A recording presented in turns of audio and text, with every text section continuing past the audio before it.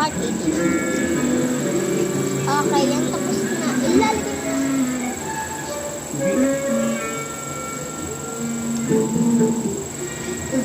Ano yung dalawa? Wala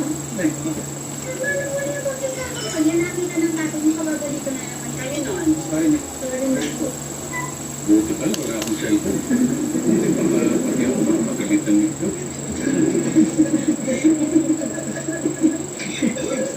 Tay, di ba kayo kumakain? Tama. Pakinggan niyo muna ito bago pinapractice ko.